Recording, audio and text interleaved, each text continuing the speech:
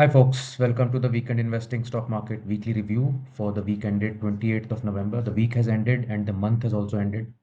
I think many developments have happened this month, and primarily as the month was ending, the GDP quarterly figures are out, which are looking quite good, better than expected.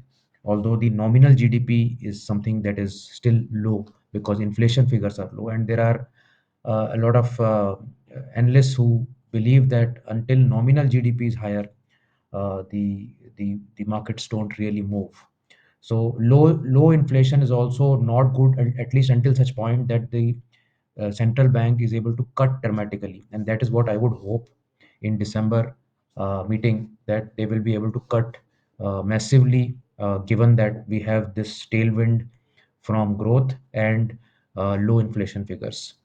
The markets have made a new high this week, um, although the breadth of the market is still quite poor. So, these are like two different worlds wrapped into one market. But this is not a local phenomena. This is happening even in the US markets, where Russell 2000, which is the broader market index, is far from its highs, while the major indices, Nasdaq and S&P 500, are making newer highs or near new highs. So the polarization of markets is certainly there, and hence more need of how we can try to avoid stocks that are going to languish in losses for long periods of time, and get on with those which are winning the moves right now. So let's see what this week had for us. From our research desk this week, we had these fantastic stories on understanding risk during technology booms, why you should think twice before buying an NFO, a simple look at how different assets perform over time, is the current tech rally a bubble or not, and why staying patient in the market matters. A lot of data there. So all this and more, available from our research desk. Disclaimer, as always, please do read fully, understand it, and only then move forward in this video. The securities that may be quoted here are not recommendations and only for illustration. The request, as always, is also to please subscribe to our channel if you are a regular viewer, and that gives us a lot of motivation to keep doing this. Nifty daily chart, you can see in this week we had one very big day, which was a sort of a decisive day of the week, the middle of the week, and four sort of sluggish sort of days. So overall, I mean, the week gained. We closed at a new weekly high. Nifty up 0.5% this week. On the weekly chart, you can see after having retested this trend line, the market has gone up in the last 3 weeks, and we are sitting pretty at 26,200. So on the Nifty, things look reasonably all right. Although there is no uh, that underlying fervor is not there in terms of the urgency to go to new highs, and to go higher. That seems to be missing. So the undercurrent, although it is positive, it is not very strong. And when we look at the overseas market, S&P 500 was up 3.73% this week. So after 4 weeks of down moves, the S&P 500 has moved up, and it has closed at an all-time high closing weekly close. And the US markets are also looking good now. Gold has gone up 3.5% this week. Again, it has closed at a new all-time high at 12,842. All this is telling you that don't be afraid of all-time highs, because the money base is expanding and everything will have to go higher. So when asset classes go higher, they're indicating that they can go even further higher, and hence one should not worry too much about all-time highs. So that's the message coming from all asset classes, whether it is gold, whether it is Indian market, whether it is US market, whether it is real estate. Everything is priced at all-time high, because we are living in a world where, uh, if you are not allocated, if you have put money in the bank, you are losing. Everybody else is gaining, basically. So that's where the situation is. Dollar index minus 0.72% is not falling yet, although the intent of the US government is that the dollar should fall so that their exports can become more worthy. Global indices overview in dollar terms. This is the most unique chart you will find on the internet, where all these markets are compared on a dollar basis. And this week again, I mean, Indian market has gone nowhere. Russell 2000 is the winner this week at 5.5% gain. Nasdaq, Dow Jones, S&P also nearly 3.5 to 4.5%. And Japan is going up 4% despite its currency losing ground this week. That is a big one. You have uh, Germany go up 3.8%. In the last 1 month, however, you can see Brazil has done really well, 7.5% gain. In the last 12 months, unfortunately, India has, in dollar terms, has gone nowhere, while Brazil is up 42% in dollar terms. Just imagine. 33% on Hang Seng, 33% on Germany. So some of these markets have really killed it in the last 1 year. Over last 5 years, we are pretty much in line with many markets, with China not really doing well, and also Australia and the broader US market also falling behind. This is the global indices momentum score, where you can see that the broader US market is gaining ground. Nasdaq is also there.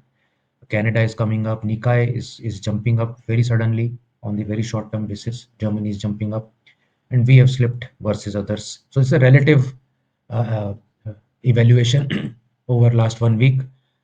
We have stayed within the bottom sort of situation amongst all markets in the last 1 year or so. But then, some markets are really pulling in a lot of capital. You can see here Brazil, Canada, even Nikkei are doing quite well. Benchmark indices overview. So Nifty went up 0.5%. Nifty mid cap has done better than Nifty at 1%. However, small caps are absolutely flat. Nifty Next 50 and Nifty 500 also are just about nowhere. In the sectoral overview, this week we had some good moves in pharma, which was the leading sector for the week. Media was up 1.7%, banks were up 1.5%, along with metals. PSU banks also up 1.6%, private banks 1.4%. What lost ground was public sector enterprise stocks, oil and gas, energy stocks, central PSCs, and defense. So, all sort of government related plus energy was the flavor of the weakness in the past 1 week. If we see the last 1 year, let's say, then capital market stocks have done the best, around 28%. We have PSU banks that have done well. Autos have done well at 20%, and financial services and metals have also done well. Media stocks have really tanked this year. IT stocks minus 13%, and real estate has also taken a beating. Real estate actually has had a multi-year downtrend, but over a 3 year period, real estate is still up 26%, and over a 5 year period, real estate is up 28%. Defense doing the best at 59%. Yeah. So the sectoral heat map for momentum score is here. So PSU banks are ruling the listings. PSU banks, capital market, or banking in overall, autos, metals. This is the space where there is more continuity of price trends upwards, and the bottom five are basically public sector enterprise, reality, FMCG, energy, and media. These are the bottom. Pharma is beginning to pick up in the very short term. Media, there is a spurt. I don't know how long it lasts. And oil and gas has suddenly seen some shocks along with infrastructure and defense.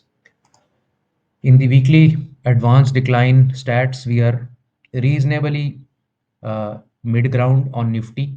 42% advances in Nifty Next 50, 42. Micro caps are really poor. So 72% micro caps lost ground this week. 65% small caps lost ground. So the broader market beyond the mid caps is not performing at all. That is the message from the statistic. This is a new analysis that we have done this week. So top 750 stocks, and the distinguished as per their market cap. So first 50 market cap stocks, then 51st to 100, and so on and so forth. So 1 week performance, pretty much everything is down. The the smaller market cap stocks are down more. The larger market caps are down less. And if you go to 1 month performance, the broader market is still very much down. 700 stocks is down 10% on average, and the larger cap is flat. If we go to 3 month performance, then you can see the skew. I mean, you have some gains here, single digit gains, flatness in the middle, and losses at the bottom. And if we go to, let's say, 1 year, then you have some gains, some even touching double digits here, but pretty much flat across the board. +3, -3, +4, uh, -15. So 600th or 550th onwards, there is no average gain. In fact, the bottom segment has 27% average loss. So significant number of stocks are in the losing category this year, and perhaps this is a year of consolidation. And every such period that has come by in the last 20 years, whenever there is a year, 2 years, 3 year of consolidation, that is setting the base for a massive run post that. And that has never, there's never been anything else that has happened. So the idea here should be that if you are a first time investor who has never seen stocks go down, then this is a learning phase that you're going through. Those who have seen many cycles will know that this is the time to prepare yourself for the next bull run whenever it will come.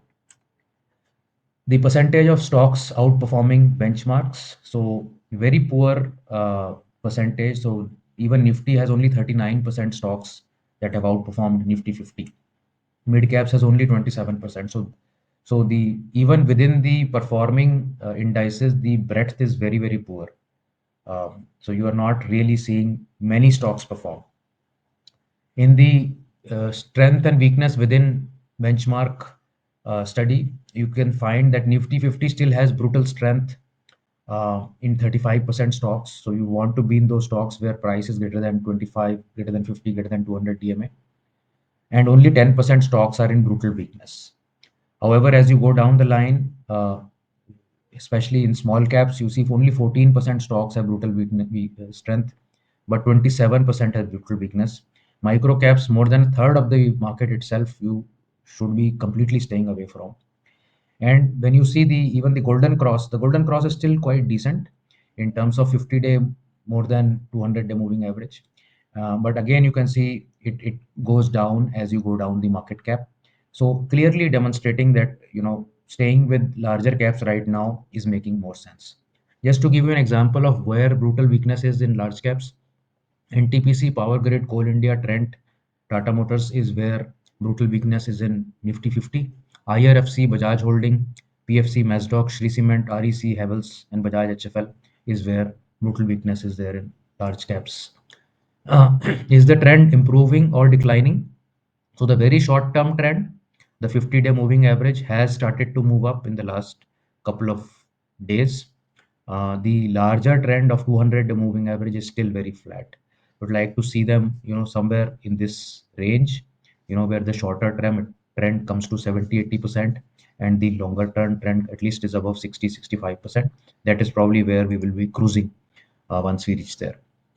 If we see the percentage of stocks above, let's say 200 DMA, then CNX 500 has a almost a equal split. So half of the CNX 500 stocks are above the 200 DMA, half are not, which itself is not a very pretty picture.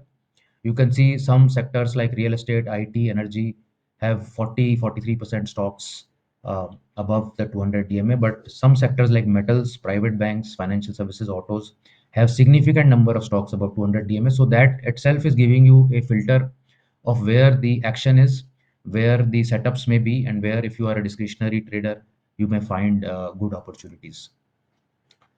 Um, FIDI stats, we again had a mixed 5-day period where two strong selling days were there from FIIs, 4,000 crores on Monday and nearly 4,000 crores on Friday.